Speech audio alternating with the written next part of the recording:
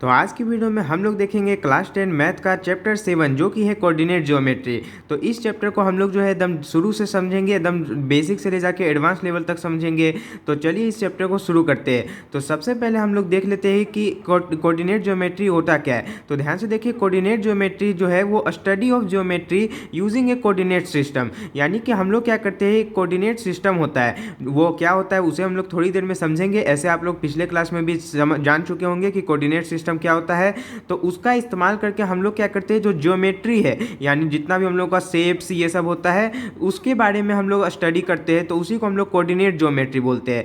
अब ध्यान से देखिए, कोऑर्डिनेट ज्योमेट्री में जो है हम लोग कार्टेशियन सिस्टम का इस्तेमाल करते हैं और इसी को हम लोग कोऑर्डिनेट सिस्टम भी बोलते हैं। तो कार्टेशियन सिस्टम आप लोगों को पता है कि हम लोग कैसे बनाते हैं। तो इस तरह से हम लोग का जो है दो लाइन होता है जो कि एक दूसरे को इंटरसेक्ट करता है। तो ये जो दो लाइन होता है उसको हम लोग एक्सिस बोलते हैं। तो ये हम लोग का जो होता है ये होता है हम लोग का एक्स एक्सिस, और ये वाला होता है सीधा वाला लाइन जो होता है इसे हम लोग वाई एक्सिस बोलते हैं।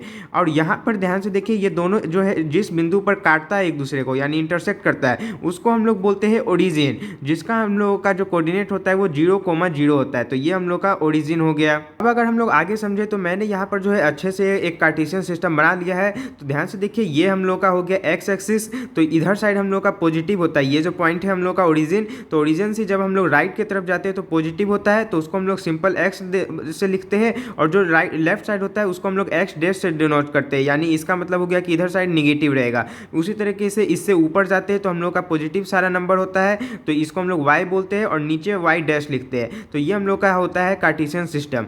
अब इसमें हम लोग का जो है ये 4 क्वाड्रेंट में बटा हुआ होता है। यानी क्या होता है कि जैसे ही हम लोग ये 2 लाइन बनाए तो आप लोग देख सकते हैं कि 4 इस तरह से हम लोग को भाग मिल गया है। तो ये चारों जो पार्ट है ये इसका अपना अपना नाम होता है। जैसे ये हम लोग का क्वाड्रेंट 1 होता है, ये 2 होता है, ये 3 और ये 4। और इसको इसी ऑर्डर में करना है, ये नहीं कि ये 1 हो गया, ये 2, ये 3, ये 4, ऐसे नहीं करना है। यही फर्स्ट रहेगा, ये सेकेंड, ये थर्ड और ये फोर्थ।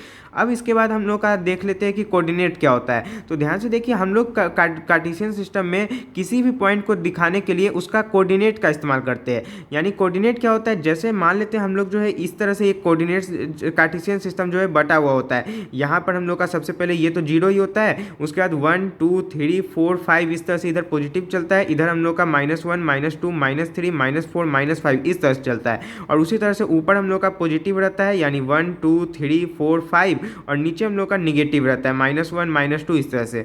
अब मान लेते हैं हम लोग जो है एक पॉइंट यहाँ पर लेते हैं। तो हम लोगों को अगर किसी और को बताना है कि ये मान लेते हैं इसका नाम ए है, तो ये ए पॉइंट कहाँ है, तो उसके लिए हम लोग क्या करेंगे कि उसको कोऑर्डिनेट बताएंगे इस पॉइंट का। तो कोऑर्डिनेट हम लोग कैसे लिखते हैं, तो हम लोग कोऑर्डिनेट लिखते हैं एक्स कोमा वाई के रूप में। यानी सबसे पहले हम लोग एक्स कोऑर्डिनेट लिखेंगे, उसके बाद वाई कोऑर्डिनेट। अब ये एक्स कोऑर्डिनेट और वाई कोऑर्डिनेट आखिर होता क्या है, तो ध्यान से देखिए, एक्स कोऑर्डिनेट जिसको हम लोग एब्सिसा भी बोलते हैं वो होता है perpendicular distance of a point from Y axis. इसे अच्छे से समझिएगा, एक्स कोऑर्डिनेट क्या है, वाई एक्सिस से परपेंडिकुलर डिस्टेंस। यानी कि यहाँ पर हम लोग का ये वाई एक्सिस है, तो इससे हम लोग का परपेंडिकुलर डिस्टेंस कितना है इस पॉइंट का। अगर हम लोग को इसका कोऑर्डिनेट निकालना है तो ये जो हम लोग का वाई एक्सिस है उससे हम लोग परपेंडिकुलर इस तरह से एक लाइन पर आ रहेंगे, और ये जितना डिस्टेंस होगा वही इसका एक्स कोऑर्डिनेट होगा। तो अगर यहाँ देखें तो हम लोगों का 1 और 2 यानी कि ये 2 यूनिट का डिस्टेंस है यहाँ से यहाँ तक, तो यानी कि इसका एक्स कोऑर्डिनेट हो जाएगा 2। फिर लिखेंगे कोमा। अब उसके बाद वाई कोऑर्डिनेट हम लोगों को लिखना है। तो वाई कोऑर्डिनेट जिसको हम लोग ऑर्डिनेट भी बोलते हैं वो होता है perpendicular distance of a point from the x axis. यानी एक्स एक्सिस से हम लोग का ये पॉइंट जो है ये कितना दूर पर है, तो ये हम लोग का है 1 2 3, तो यानी 3 यूनिट का। तो इसलिए यहाँ पर 3 लिख देंगे। यानी ये हम लोग का टोटल एब्सिसा और ऑर्डिनेट दोनों को मिलाकर किसी भी पॉइंट का कोऑर्डिनेट बनता है। तो ये सब बेसिक चीज़ था जो कि आप लोग पहले भी पढ़ चुके हैं। अब हम लोग जो है इस चैप्टर का मेन टॉपिक पर चलते हैं। तो सबसे पहले हम लोग को पढ़ना है डिस्टेंस फॉर्मूला। तो ध्यान से देखिए, डिस्टेंस फॉर्मूला क्या होता है, तो ये एक फॉर्मूला है जिसका इस्तेमाल किया जाता है किसी भी 2 पॉइंट के बीच का डिस्टेंस फाइंड करने के लिए कार्टेशियन सिस्टम में। यानी मान लेते हैं एक पॉइंट यहाँ ले लिए और दूसरा पॉइंट हम लोग जो है यहाँ कहीं पे ले लिए, और अब हम लोग को इन दोनों के बीच हम लोग को डिस्टेंस फाइंड करना है। तो उसी के लिए हम लोग ये फॉर्मूला इस्तेमाल करेंगे। तो ये देख सकते हैं, ये है हम लोग का डिस्टेंस फॉर्मूला। यानी कि अगर कोई भी 2 पॉइंट है, मान लेते हैं एक पी है और एक क्यू है, अब इसका जो है कुछ ना कुछ कोऑर्डिनेट होगा। तो जैसे अगर हम लोग कोई भी पॉइंट लेते हैं उसका कोऑर्डिनेट मान लेते हैं एक्स कोमा वाई लिखते हैं, लेकिन अब यहाँ पे जैसे ही 2 पॉइंट आ गया तो हम लोग क्या किए कि एक को 1 बोल दिए यानी x1 कोमा y1, और दूसरा को बोल दिए x2 कोमा y2। तो ये बस 2 पॉइंट है। अब यहाँ पर कोई भी वैल्यू हो सकता है इस x और y का।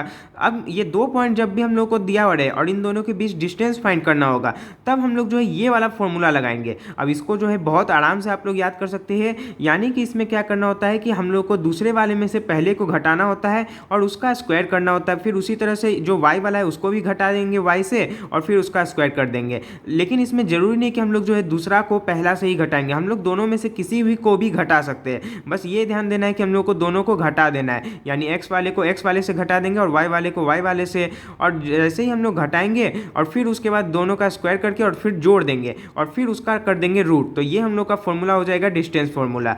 अब ध्यान से देखिए, ये जो डिस्टेंस फॉर्मूला है इसको हम लोग जो है प्रूव भी कर सकते हैं कि आखिर ये फॉर्मूला कैसे आया है, और ये उतना कुछ ज़्यादा इंपॉर्टेंट भी नहीं है और ज़्यादा डिफिकल्ट भी नहीं है, तो हम लोग इसे बस थोड़ा सा जल्दी से समझ लेते हैं। तो ध्यान से देखिए, यहाँ पर हम लोग जो है 2 पॉइंट लिए हैं, एक P लिए और एक Q लिए। अब ये 2 पॉइंट जो है कहीं पर भी इस कार्टेशियन सिस्टम में हो सकता था। यहाँ पर हम लोग का x है, यहाँ पर x डैश है, यहाँ पर y है, यहाँ पर y डैश है। तो इस तरह से हम लोग का ये कार्टेशियन सिस्टम है जहाँ पर ये हम लोग का ओरिजिन है। तो यहाँ पर हम लोग 2 पॉइंट ले लिए, तो इसका हम लोग नाम दिए P और ये हो गया x1, y1, और इसका हम लोग दे दिए नाम Q इस पॉइंट का, और इसको हम लोग बोल दिए x2, y2। अब ध्यान से देखिए, दोनों के बीच का हम लोग को डिस्टेंस फाइंड करना है। तो हम लोग क्या किए कि इन दोनों को ही इस तरह से आगे बढ़ाते गए, यानी हम लोग का ये जो एक्सिस था y एक्सिस, इससे होते हुए हम लोग एक इस तरह से सीधा लाइन पाड़े, परपेंडिकुलर लाइन, और उसी तरह से फिर इस पॉइंट से भी हम लोग x एक्सिस पर एक परपेंडिकुलर लाइन पाड़े।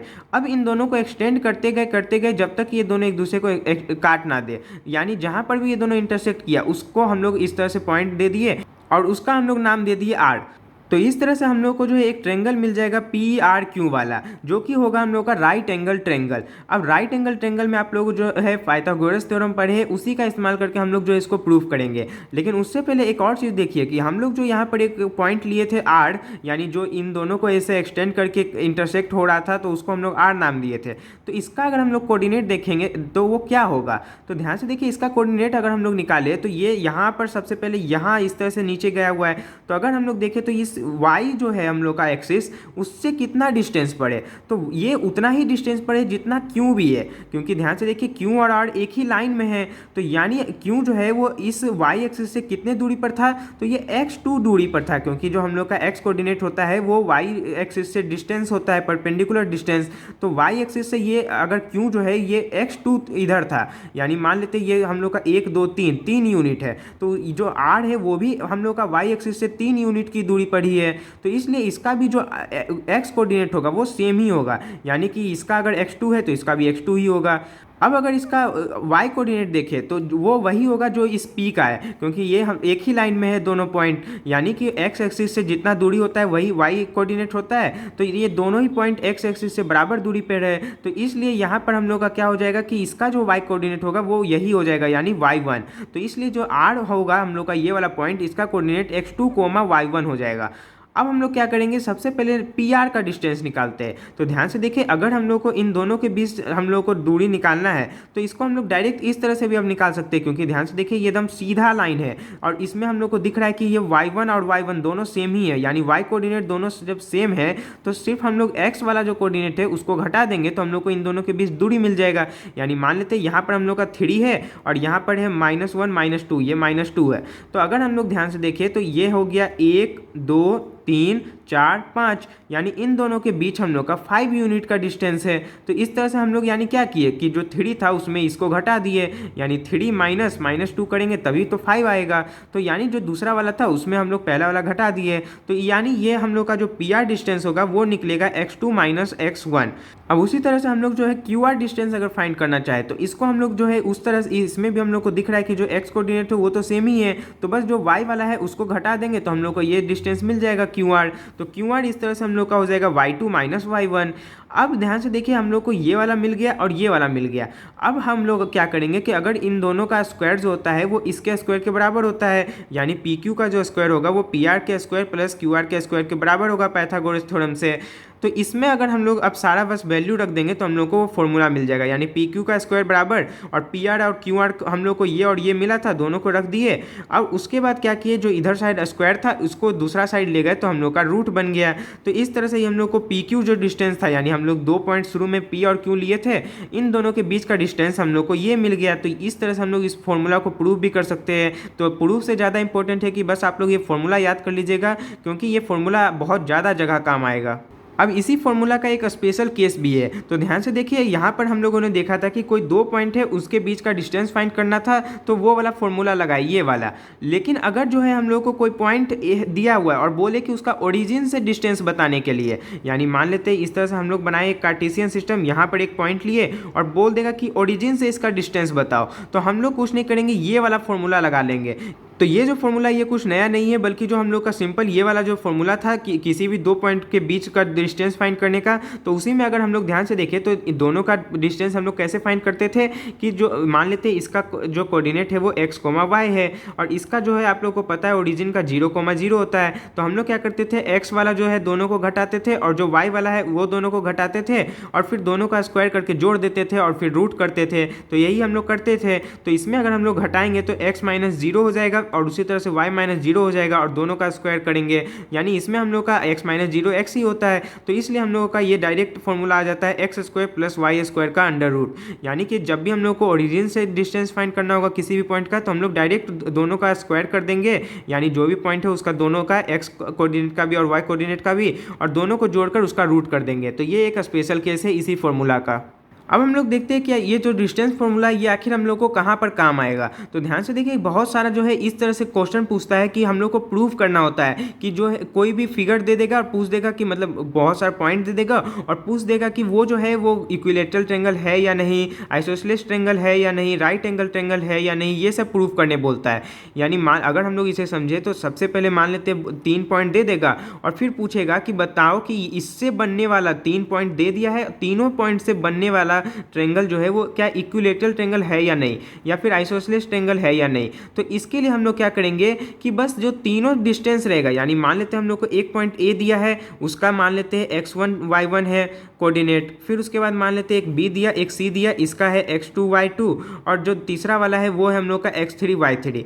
तो अब हम लोग कुछ नहीं करेंगे, हम लोग जो एक एक करके तीनों के बीच का डिस्टेंस फाइंड करेंगे। यानी सबसे पहले ए बी डिस्टेंस फाइंड करेंगे, फिर बी सी डिस्टेंस फाइंड करेंगे, और फिर उसके बाद ए सी डिस्टेंस फाइंड करेंगे और देखेंगे कि जो तीनों डिस्टेंस आया है वो बराबर है कि नहीं। अगर तीनों डिस्टेंस बराबर आ जाएगा तो हम लोग कहेंगे कि वो इक्विलेटरल ट्रायंगल है। अगर मान लेते हैं कि कोई भी 2 डिस्टेंस बराबर आ जाता, तीसरा बराबर नहीं रहता, तो हम लोग कहते हैं कि आइसोसेलेस ट्रायंगल है। और अगर तीनों ही अलग अलग आ जाता है तो हम लोग कहते हैं स्केलेन ट्रायंगल है। तो इस तरह से प्रूफ करने वाला क्वेश्चन आएगा। फिर मान लेते हैं पूछ देगा कि राइट एंगल ट्रायंगल है या नहीं, ये भी बताने। तो इसमें हम लोग क्या करेंगे कि इसमें भी हम लोग सबसे पहले तीनों डिस्टेंस फाइंड कर लेंगे, यानी ए बी का, बी सी का और ए सी का, और उसके बाद देखेंगे कि किसी भी 2 का स्क्वायर करके तीसरे के बराबर आ रहा है या नहीं। और अगर ऐसा होगा तो हम लोग कह देंगे कि वो राइट एंगल ट्रायंगल है। फिर उसके बाद अब हम लोग का जो है 4 साइड वाला आ जाता है, यानी कि इसमें हम लोग का मान लेते हैं 4 पॉइंट रहेगा, ए बी सी और डी, और सबका कोई ना कोई कोऑर्डिनेट रहेगा। मान लेते हैं x1 y1 है, इसका x2 y2 है, फिर उसके बाद सी जो है वो हम लोग का x3 y3 है, और फिर डी जो है वो हम लोग का x4 y4 है। तो इस तरह से हम लोग को 4 पॉइंट दे देगा और बोलेगा कि चारों कोऑर्डिनेट से हम लोग का जो बन रहा है वो क्या स्क्वायर है या नहीं, वो प्रूफ करने के लिए। तो स्क्वायर कैसे प्रूफ करेंगे, तो इसके लिए हम लोगों को बस ये यहाँ पर ज़्यादा इंपॉर्टेंट हो जाता है, क्योंकि ध्यान से देखिए इस तरह का क्वेश्चन जरूर एग्जाम में कभी ना कभी जरूर पूछेगा। तो इसमें हम लोग क्या करेंगे कि स्क्वायर प्रूफ करने बोलेगा तो हम लोग को क्या प्रूफ करना है कि चारों साइड इक्वल है और जो डायगोनल्स है वो भी इक्वल है। बस हम लोग को इतना ही प्रूफ करना है। यानी सबसे पहले चारों साइड हम लोग निकाल लेंगे, यानी ए बी डिस्टेंस फाइंड करेंगे, बी सी डिस्टेंस फाइंड करेंगे, सी डी डिस्टेंस फाइंड करेंगे, और उसके बाद ए डी डिस्टेंस फाइंड करेंगे। तो ये हम लोग का चारों साइड हो जाएगा। यानी अगर हम लोग एक इस तरह से क्वाड्रिलेटरल बनाए ए बी सी और डी, तो एक हो गया हम लोग का A B B C C D और डी है, ये चारों साइड है। यानी चारों का डिस्टेंस फॉर्मूला से डिस्टेंस फाइंड कर लेंगे और फिर देखेंगे कि वो चारों बराबर है कि नहीं, और चारों बराबर हो जाएगा। फिर उसके बाद हम लोग डायगोनल भी निकालेंगे, यानी बी डी डिस्टेंस को फाइंड करेंगे। यानी जो बी और डी रहेगा उसका कोऑर्डिनेट को घटा घटा कर स्क्वायर करके अंडर रूट करके जो भी करते हैं, जो डिस्टेंस फॉर्मूला होता है वो इस्तेमाल करके इन दोनों के बीच भी डिस्टेंस फाइंड करेंगे, और उसी तरीके से फिर ए सी को भी फाइंड करेंगे। और अगर दोनों डायगोनल भी बराबर आ जाएगा, यानी दोनों डायगोनल बराबर है और जो चारों साइड है वो आपस में बराबर है, तो हम लोग कहेंगे कि ये हम लोग का स्क्वायर है। फिर अगर रोम्बस प्रूफ करना है तो उसके लिए हम लोग को बस ये प्रूफ करना होता है कि बस चारों साइड इक्वल है, बस चारों साइड इक्वल कर देंगे तो हम लोग का प्रूफ हो जाएगा कि वो रोम्बस है। लेकिन स्क्वायर के लिए हम लोग को डायगोनल भी प्रूफ करना होगा बराबर। फिर उसके बाद रेक्टेंगल के लिए हम लोग को क्या करना होता है कि अपोजिट साइड जो होता है बस उसको इक्वल कर देना होता है। यानी जैसे हम लोग सबसे पहले निकालेंगे यहाँ पर ए बी और सी डी, और ये दोनों बराबर आ जाएगा। फिर उसके बाद हम लोग बी सी और ए डी निकालेंगे, ये दोनों भी बराबर हो जाएगा।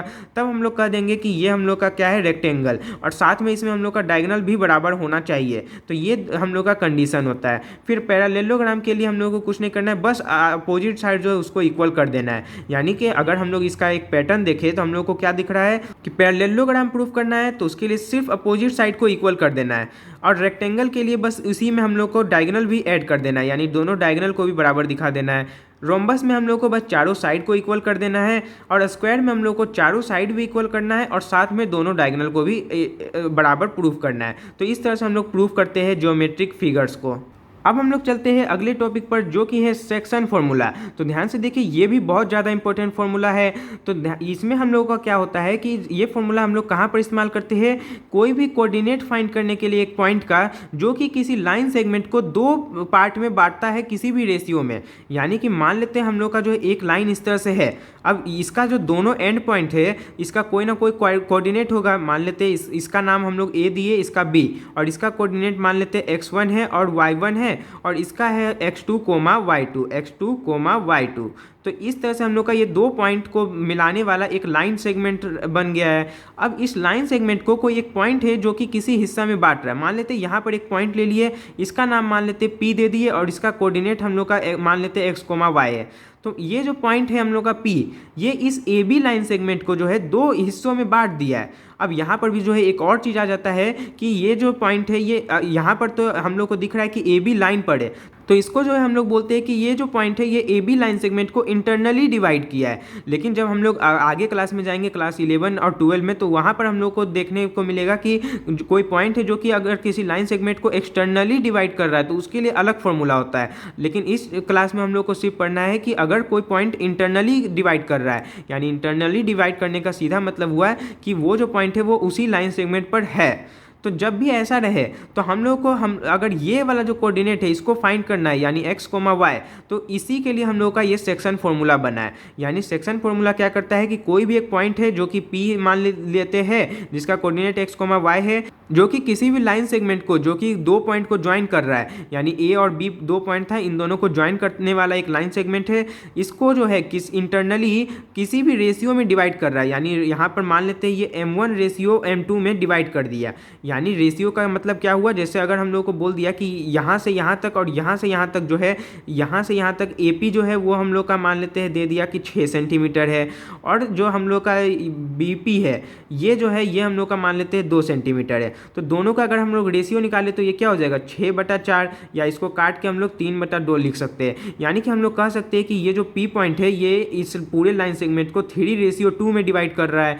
तो ये जो रेशियो है इसको ही हम लोग M1 रेशियो M2 नाम दे दिए। यानी कोई पॉइंट था P, वो AB लाइन सेगमेंट को M1 रेशियो M2 में अगर डिवाइड कर रहा है, तो जो P है उसी का कोऑर्डिनेट हम लोग जो है इस फॉर्मूला से फाइंड करते हैं, और इस फॉर्मूला को याद करना बहुत ही ज़्यादा इजी है। तो ध्यान से देखिए, सबसे पहले हम लोगों को जो है कोऑर्डिनेट जो होता है वो दो नंबर से मिलकर बनता है, एक x कोऑर्डिनेट और एक y कोऑर्डिनेट से। तो जो x वाला है उसके लिए फॉर्मूला है m1 into x2 plus m2 into x1 by m1 plus m2, और जो y वाला है उसके लिए फॉर्मूला है कि m1 into y2 plus m2 into y1 by m1 plus m2। यानी अगर इसका पैटर्न आप लोग समझ लीजिएगा तो आप लोग को याद करने में बहुत ईजी होगा। तो पैटर्न में हम लोग का सबसे पहले कि नीचे तो बस हम लोग को दोनों रेशियो को जोड़ देना है, यानी m1 plus m2, m1 plus m2। अब ऊपर हम लोग को क्या करना है, बस क्रिस क्रॉस कर देना है, यानी m1 लिए है तो x2 से गुना कर देंगे, और m2 लिए है तो x1 से गुना कर देंगे। और ये भी याद रखना है कि x निकालने के लिए x का ही हम लोग इस्तेमाल करेंगे, और y कोऑर्डिनेट निकालने के लिए y का ही इस्तेमाल करेंगे। और इसमें भी हम लोग का m1 लिए तो y2 से गुना कर दिए, फिर प्लस m2 लिए तो y1 से गुना कर दिए। तो ये फॉर्मूला आप लोग इस्तेमाल करके जो है इस तरह से फाइंड कर सकते हैं कि कोई भी दो पॉइंट को मिलाने पर एक लाइन सेगमेंट बना है, और उस पर इंटरनली कोई एक पॉइंट है जो कि उसको किसी रेशियो में डिवाइड कर रहा है, तो कैसे हम लोग उसका कोऑर्डिनेट क्या होगा उस पॉइंट का। और हाँ, ये सब जितना भी फॉर्मूला आप लोग पढ़ते हैं तो इस फॉर्मूला को आप लोग इस तरह से मत देखा करिए कि ये फॉर्मूला है तो हम लोगों को ये फॉर्मूला क्या चीज़ का है कि ये जो पी पॉइंट है इसका कोऑर्डिनेट कैसे निकलेगा उसका फॉर्मूला है। तो जरूरी नहीं कि हम लोग को हमेशा यही पूछेगा कि पी का ही कोऑर्डिनेट निकालो, हम लोग को उल्टा भी दे सकता है कि हम लोग को ये इसका कोऑर्डिनेट और बता देगा और इन दोनों में से किसी एक का कोऑर्डिनेट पूछ लेगा। तो इस तरह से क्वेश्चन घुमा फिरा के भी आता है। तो आप लोग को जो है फॉर्मूला को हमेशा इस तरह से ही इस्तेमाल करना है कि इसमें कोई भी वैल्यू दे दिया जाए, मतलब x भी दे देगा, y भी दे देगा, x2 भी दे देगा मान लेते हैं, और m1 भी दे देगा, m2 भी दे देगा, लेकिन x1 नहीं देगा तो हम लोग को x1 ही मतलब बोल देगा कि फाइंड करने के लिए। तो हम लोग बस सारा का वैल्यू रख देंगे और सॉल्व करके हम लोग x1 भी निकाल लेंगे।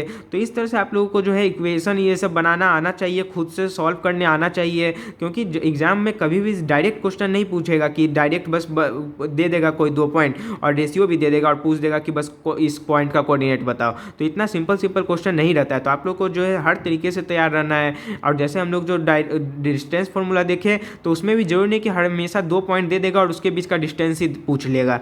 कभी ऐसा भी हो सकता है कि 2 पॉइंट है और बोल देगा कि इसका कोऑर्डिनेट दे देगा और दोनों के बीच का डिस्टेंस दे देगा और पूछ देगा कि इसका कोऑर्डिनेट बताओ। तो इस तरह से आप लोग जो है उल्टा पुल्टा भी क्वेश्चन पूछ सकता है, तो उसको भी आप लोगों को सॉल्व करना आना चाहिए। और साथ ही ये जो सेक्शन फॉर्मूला है इसमें एक और तरह का जो क्वेश्चन आता है वो ये भी आता है कि हम लोगों से रेशियो भी पूछ सकता है कभी कभी। यानी हम लोग को ये भी पॉइंट दे देगा, ये भी पॉइंट दे देगा और ये जो डिवाइड कर रहा है यानी जो इन दोनों के बीच में पॉइंट है वो भी दे देगा और पूछ देगा कि बताओ कि ये जो पॉइंट है ये किस रेशियो में दोनों पॉइंट इस पूरे लाइन सेगमेंट को डिवाइड कर रहा है। तो इसमें भी हम लोग कुछ नहीं करेंगे, ये इसी फॉर्मूला का इस्तेमाल करेंगे। लेकिन इस फॉर्मूला का इस्तेमाल करने की जगह पर हम लोग जो है एक और तरीका इस्तेमाल कर सकते हैं जो कि थोड़ा ईजी पड़ता है। तो इसको हम लोग जो है एक प्रो टिप की तरह समझ सकते हैं और ज़्यादातर हम लोग जो है यही इस्तेमाल भी करेंगे।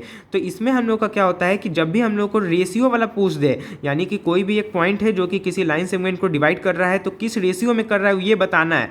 तो एक तो तरीका है कि हम लोग m1 रेशियो m2 करके ही बना सकते हैं, लेकिन इसमें हम लोग का कैलकुलेशन थोड़ा बड़ा हो जाता है। तो इसलिए हम लोग क्या करते हैं कि उस रेशियो को k रेशियो 1 मान लेते हैं। यानी m1 रेशियो m2 था तो m1 रेशियो m2 लेने की जगह पर हम लोग उस रेशियो को जो है k रेशियो 1 मान लेते हैं। तो इससे हम लोग का कैलकुलेशन ईजी हो जाता है। यानी इसका इस्तेमाल हम लोग कैसे करते हैं, तो सबसे पहले तो हम लोग क्या करिए कि वही सेम काम करना है। यानी हम लोग एक क्वेश्चन जो है इसका इस पर देखेंगे तो आप लोग को और ज़्यादा क्लियर हो जाएगा। पहले आप लोग ये समझिए कि जब भी हम लोग का अब हम लोग k रेशियो 1 मान लिए तो k रेशियो 1 मान लेने पर अब जो हम लोग का नया फॉर्मूला बनेगा वो ये बन जाएगा। यानी जो हम लोग का वो पॉइंट था P जिसको हम लोग x, y बोले थे, तो यहाँ पर जो x हो जाएगा उसका फॉर्मूला हो जाएगा k into x2 plus x1। यानी इसमें हम लोग वही सेम काम कर रहे हैं कि सबसे पहले यहाँ पर ये था हम लोग का m1 और ये था m2, तो हम लोग क्या करते थे m1 इंटू x2 करते थे। तो अब लेकिन k इंटू x2 करेंगे और उसी तरह से फिर जो m2 है वो अब हम लोग का 1 हो गया, तो इसलिए x1 इंटू m2 की जगह पर अब सिंपल x1 हो जाएगा 1 से गुना होकर,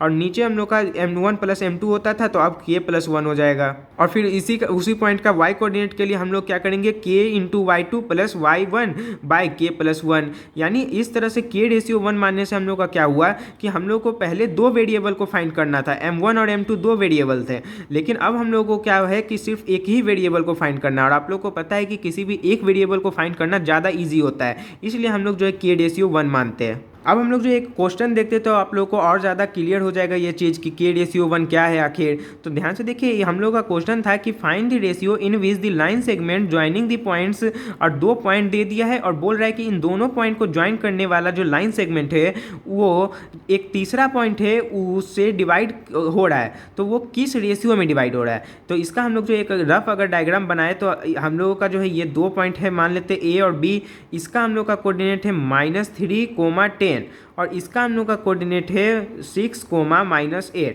और उसके बाद एक पॉइंट है जो कि कहीं पर भी इन दोनों के बीच में हो सकता है और इसको हम लोग मान लेते P, तो इसका जो कोऑर्डिनेट है वो हम लोग का -1, 6।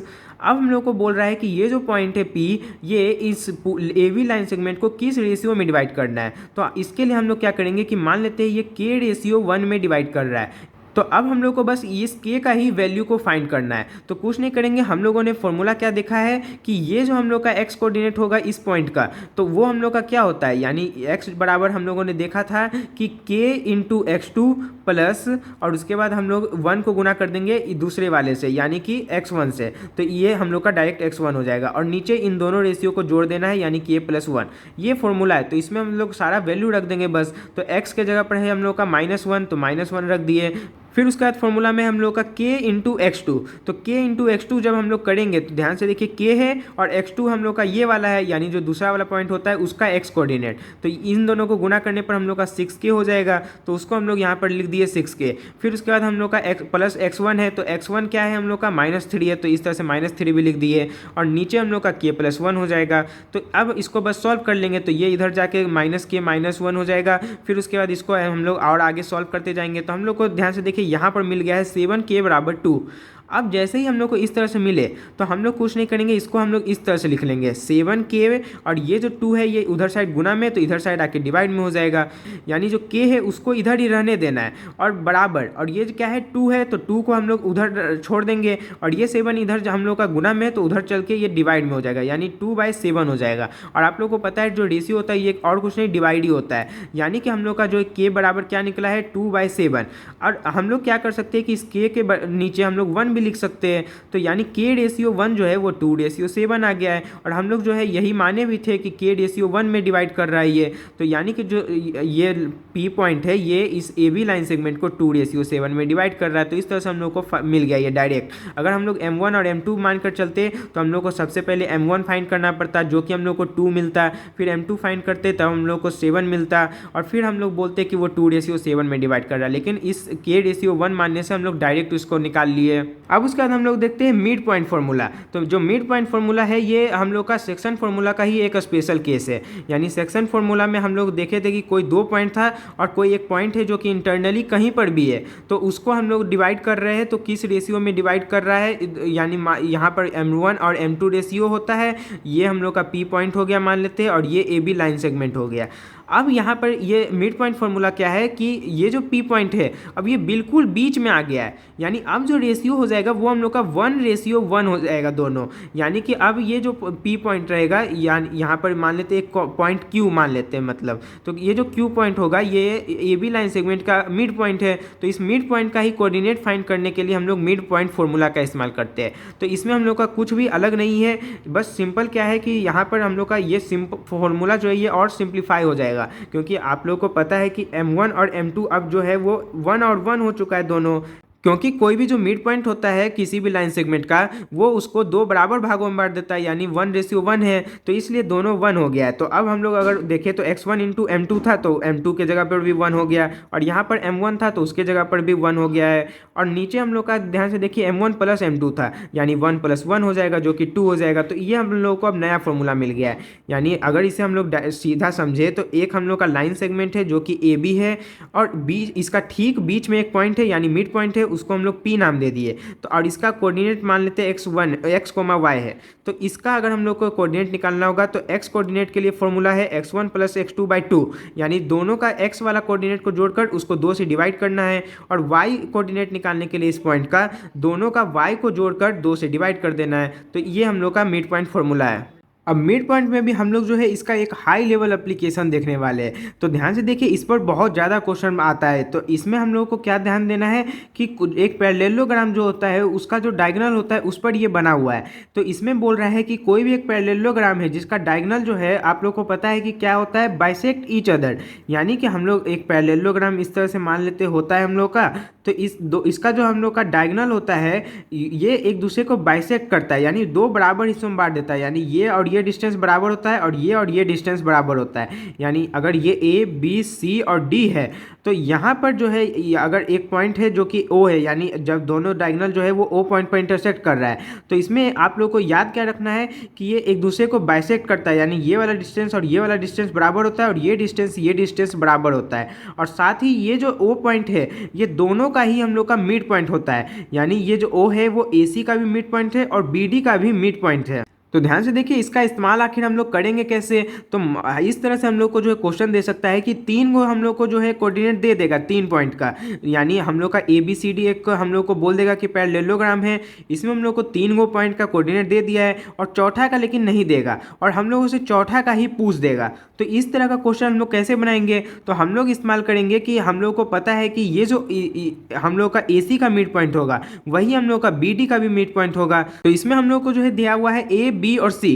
तो इसमें अगर हम लोग ध्यान से देखें तो हम लोगों को ए सी डायगोनल जो है उसका हम लोग को दोनों का कोऑर्डिनेट दे दिया है। तो यानी हम लोग को ये और ये कोऑर्डिनेट दिया हुआ है, तो हम लोग क्या करेंगे कि इसका मिड पॉइंट निकाल लेंगे जो कि हम लोग का ओ होगा। तो जैसे ही हम लोग इस मिड पॉइंट फार्मूला का इस्तेमाल करके ये वाला पॉइंट निकाल लेंगे, तो ध्यान से देखिए यही मिड पॉइंट जो है ये इस बी डी डायगोनल का भी मिड पॉइंट होगा। यानी सबसे पहले हम लोग डायगोनल ए सी का मिड पॉइंट निकाले, तो यानी सबसे इसका एक्स जोड़ के इसका दोनों का x1 जोड़ के 2 से डिवाइड करना है और y1 को जोड़ के 2 से डिवाइड करना है। इस तरह से हम लोग जो है निकाल लिए। तो ये आ गया मान लेते हैं 7/2, 4। अब उसके बाद हम लोगों को पता क्या है कि डायगोनल जो होगा ए सी और उसका मिड पॉइंट और बी डी का डायगोनल का मिड पॉइंट दोनों बराबर होगा। तो उसको हम लोग इस तरह से बराबर रख देंगे और सबका बस वैल्यू रख देंगे। ए सी का डायगोनल का मिड पॉइंट हम लोग को अभी मिला था 7/2, 4 और यहाँ पर अगर हम लोग देखें बी डी का मिड पॉइंट, तो बी डी जो है उसमें हम लोग डी को मान लेते हैं x, y है। तो ये हम लोग का क्या हो जाएगा, बी और डी है यानी 4 + x/2 हो जाएगा और 3 + y/2 हो जाएगा। अब दोनों को अलग अलग करके बस सॉल्व कर लेना है। यानी मान लेते हैं 7/2 लिए, यानी ये x वाला है और ये भी x वाला है, तो x वाला को x वाला के सामने रख देंगे। तो इसको सॉल्व करके हम लोग को x = 3 मिल गया है। और इस तरह से फिर ये वाला जो है इसको इसके बराबर रख के y निकाल लेंगे। तो हम लोग को जो है d का कोऑर्डिनेट मिल जाएगा 3, 5 इस तरह से। तो ये एक स्पेशल केस है इस मिड पॉइंट फॉर्मूला में जो है इस तरह का क्वेश्चन पूछता है। आप लोग को याद रखना है कि कोई भी पैरेललोग्राम होता है या फिर रेक्टेंगल भी हम लोग का एक पैरेललोग्राम ही होता है, स्क्वायर भी हम लोग का पैरेललोग्राम ही होता है और जो हम लोग का रोम्बस होता है वो भी पैरेललोग्राम ही होता है। तो इन चारों में ही हम लोग का ये चीज़ का लग जाएगा कि हम लोग का डायगोनल जो है होता है वो बाइसेक्ट ईच अदर होता है, इसलिए यहाँ पर दोनों का मिड पॉइंट सेम हो जाएगा, दोनों डायगोनल का मिड पॉइंट एक ही होगा। अब हम लोग नेक्स्ट देखते हैं सेंट्रॉइड ऑफ ए ट्रेंगल। तो ध्यान से देखिए इस पर ऐसे उतना ज़्यादा क्वेश्चन बुक में तो नहीं है, लेकिन एग्जाम में हम लोगों से सेंट्रॉइड पर बहुत सारा क्वेश्चन पूछ लेता है। तो ध्यान से देखिए सेंट्रॉइड क्या होता है। हम लोग जो है एक मान लेते हैं ट्रेंगल लेते हैं। अब उस ट्रेंगल का नाम दे देते हैं सबसे पहले ABC। अब जहाँ ध्यान से देखिए आप लोगों को पता है कि ट्रेंगल में मीडियन होता है। एक मीडियन क्या होता है कि किसी भी एक वर्टेक्स से ले जाकर उसके अपोजिट वाला साइड पर हम लोग एक इस तरह से लाइन बनाते हैं जो कि उस साइड को 2 बराबर हिस्सों में बांट देता है। यानी यहाँ से यहाँ तक अगर बराबर ये अगर मान लेते डी पर इंटरसेक्ट किया है तो BD = CD अगर है तो हम लोग कहते हैं कि ये जो AD है ये हम लोग का मीडियन होगा। अब सेंट्रॉइड क्या होता है कि मतलब यहाँ पर अगर हम लोग देखें तो ये एक मीडियन हो गया। उसी तरीके से हम लोग बी वाले वर्टेक्स से भी एक इस तरह से लाइन बना सकते हैं जो कि हम लोग का AC को बाइसेक्ट करेगा, यानी इसको बराबर हिस्सों में बांट देगा। फिर सी से भी हम लोग इस तरह से एक लाइन बना सकते हैं।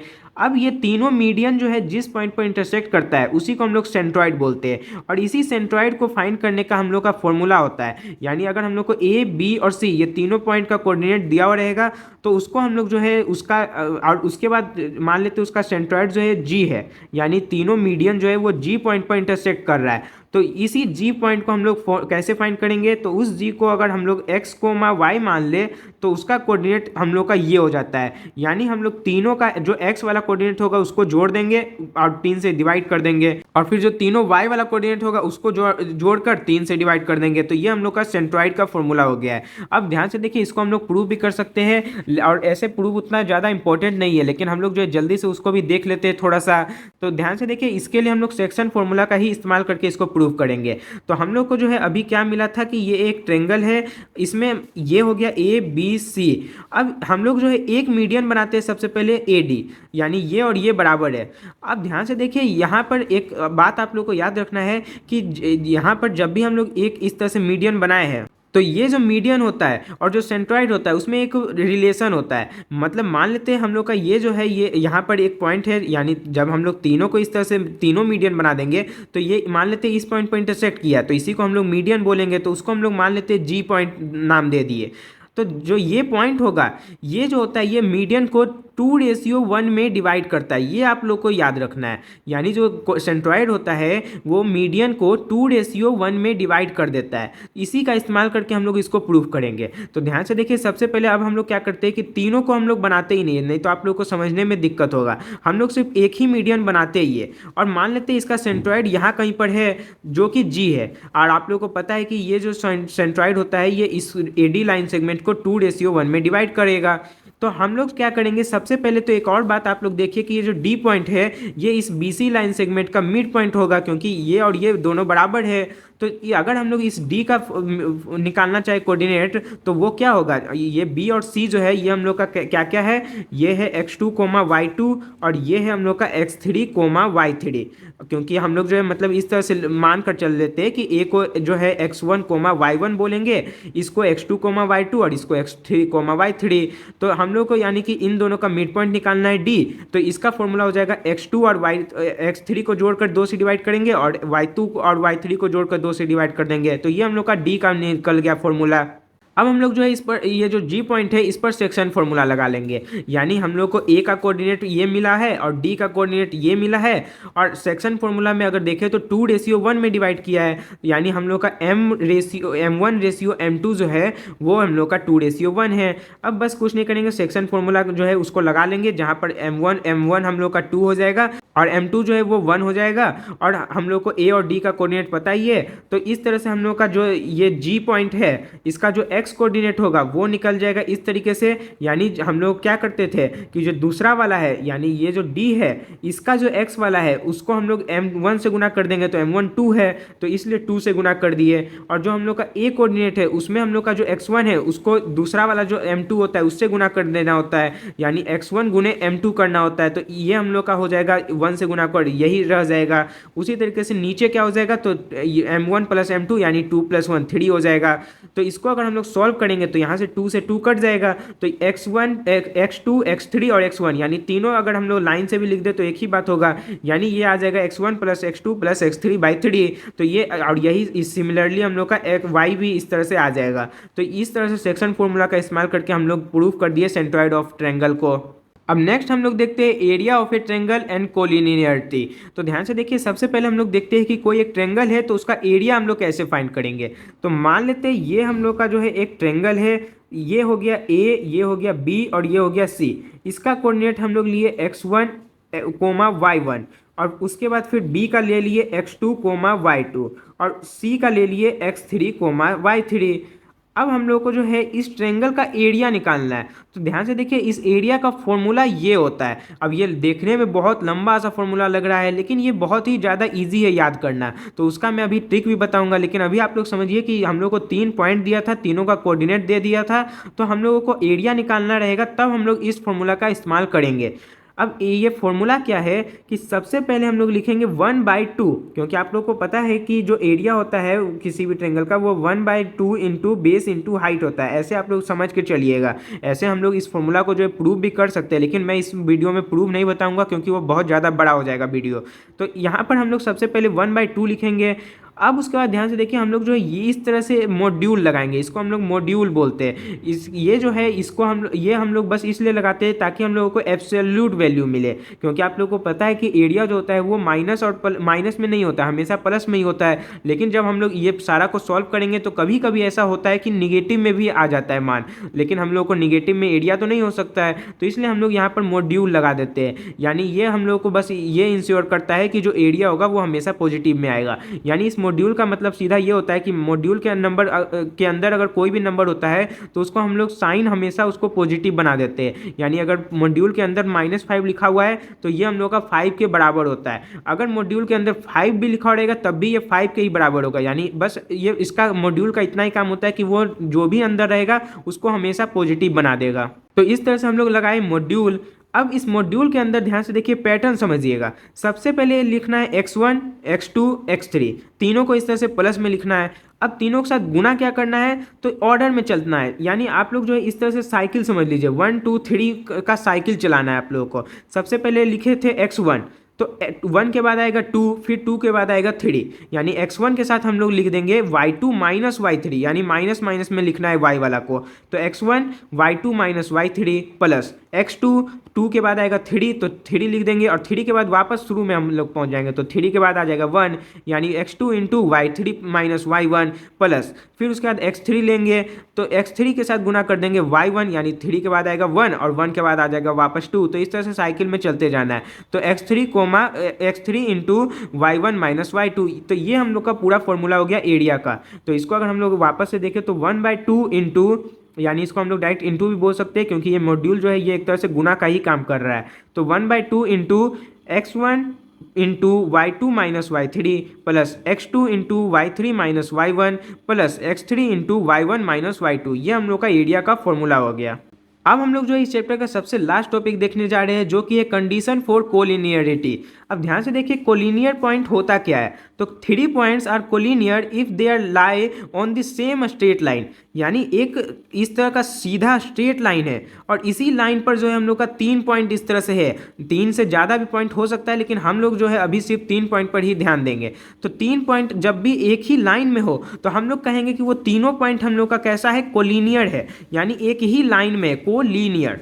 तो इसीलिए ये तीनों पॉइंट कोलिनियर कहलाता है। अब हम लोग को जो है 3 पॉइंट हम लोग को कभी कभी दे देगा क्वेश्चन में और बोलेगा कि प्रूफ करने के लिए कि ये तीनों पॉइंट कोलिनियर है। तो कोलिनियर प्रूफ करने का हम लोग के पास जो है 2 तरीका होता है। तो सबसे पहला तरीका होता है कि डिस्टेंस फॉर्मूला का इस्तेमाल करके। तो ध्यान से देखिए इसमें हम लोग क्या करते हैं कि मान लेते हैं ABC, ये 3 पॉइंट दिया हुआ है। अब हम लोग क्या करते हैं कि तीनों का हम लोग डिस्टेंस निकालते हैं, यानी कि हम लोगों को A, B और C दिया हुआ है। तो इससे हम लोग टोटल कितना डिस्टेंस निकाल सकते हैं। तो सबसे पहले हम लोग AB डिस्टेंस निकाल लेंगे, फिर BC डिस्टेंस निकाल लेंगे और उसके बाद AC का डिस्टेंस निकाल लेंगे। तो इस तरह से तीनों डिस्टेंस निकाल लेंगे और फिर चेक करेंगे कि क्या कोई भी दो को जोड़कर तीसरे के बराबर आ रहा है या नहीं। मतलब मान लेते हैं अगर AB प्लस BC जो है वो AC के बराबर आ गया, या फिर उल्टा कुछ और भी हो सकता था कि AC प्लस BC जो है वो AB के बराबर आ गया, या फिर ऐसा भी हो सकता था कि जो AB है प्लस AC है इसको जोड़कर हम लोग का BC के बराबर आ गया। तो यही 3 कंडीशन हो सकता है। तो अगर इन तीनों में से कोई भी हो गया तो हम लोग कहेंगे कि तीनों पॉइंट हम लोग का कोलिनियर है। तो ये हो गया हम लोग का पहला तरीका प्रूफ करने का कि कोई भी 3 पॉइंट जो दिया हुआ है वो कोलिनियर है या नहीं, जिसमें हम लोग क्या किए, डिस्टेंस फॉर्मूला का इस्तेमाल किए। अब दूसरा हम लोग का तरीका होता है कि हम लोग एरिया ऑफ ट्रायंगल का इस्तेमाल करें, यानी जो हम लोग को 3 पॉइंट दिया हुआ है हम लोग क्या करेंगे कि आप लोग को पता है कि कोई भी 3 पॉइंट जो है दिया हुआ है तो हम लोग को एरिया कैसे निकालना है, एरिया फॉर्मूला हम लोग पढ़ चुके हैं। तो area of A triangle formula का इस्तेमाल कर लेंगे उन तीनों पॉइंट पर और देखेंगे कि वो एरिया अगर 0 के बराबर आ गया तब हम लोग कहेंगे कि वो तीनों पॉइंट हम लोग का कोलिनियर है, और अगर 0 के बराबर नहीं आएगा तब यानी कि वो ट्रायंगल फॉर्म कर रहा है। यानी ये इसका कॉन्सेप्ट सीधा सा ये है कि अगर 3 पॉइंट है और हम लोग उसका एरिया निकाल रहे हैं और अगर वो एरिया 0 आ रहा है, इसका सीधा मतलब है कि वो पॉइंट इस तरह से अलग से है ही नहीं बल्कि उसी लाइन पर है, जिसके कारण ही ये कोई ट्रायंगल बन ही नहीं रहा है, जिसके कारण एरिया 0 हो रहा है। तो इसलिए हम लोग एरिया ऑफ ट्रायंगल निकालते हैं। अगर वो 0 आ जाता है तो हम लोग कह देते हैं कि वो हम लोग का तीनों पॉइंट कोलिनियर है। तो ये 2 तरीका है। तो हम लोग जो है ज़्यादातर एरिया ऑफ ट्रायंगल वाला ही फॉर्मूला इस्तेमाल करते हैं क्योंकि इसमें हम लोग डायरेक्ट निकाल सकते हैं, यानी बस एरिया निकालना है और अगर वो 0 के बराबर आ गया तो कोलिनियर, नहीं तो नहीं कोलिनियर। लेकिन डिस्टेंस फॉर्मूला में हम लोग को 3 डिस्टेंस निकालना पड़ता है जो कि थोड़ा बड़ा हो जाता है। लेकिन एग्जाम में अगर स्पेसिफिकली इस तरह से लिख दे कि डिस्टेंस फॉर्मूला का ही इस्तेमाल करके प्रूव करने, तब तो आप लोग को इसी फॉर्मूला से इस्तेमाल करना पड़ेगा। तो इसी के साथ ये चैप्टर यहीं पर हम लोग का कंप्लीट होता है। तो इस चैप्टर में मैंने सारे टॉपिक्स को डिटेल में कवर किया है और बहुत सारा स्पेशल चीज़ भी बताया है जो कि आप लोग को बहुत तरह का क्वेश्चन बनाने में बहुत ज़्यादा काम आएगा। जैसे कि हम लोग को जो है प्रूफ करना है कोई भी ज्योमेट्रिक शेप को, तो वो कैसे करेंगे, कि स्क्वायर है कि इक्विलैटरल ट्रायंगल है, स्केलन ट्रायंगल है, क्या है। तो ये सब भी मैंने आप लोग को बताया। फिर उसके बाद स्पेशल केस जो था ओरिजिन वाला, डिस्टेंस फ्रॉम ओरिजिन वाला, ये बताया। फिर उसके बाद मिड पॉइंट फार्मूला बताया, मिड पॉइंट फार्मूला यूजेज भी बताया। तो इसी के साथ ये चैप्टर हम लोग का पूरी तरीके से यहाँ पर कंप्लीट हो चुका है। अब आप लोग बहुत सारे क्वेश्चन को प्रैक्टिस करिएगा तो आप लोग को और ज़्यादा क्लियर होगा। तो अब हम लोग मिलेंगे अगले वीडियो में। जय हिंद।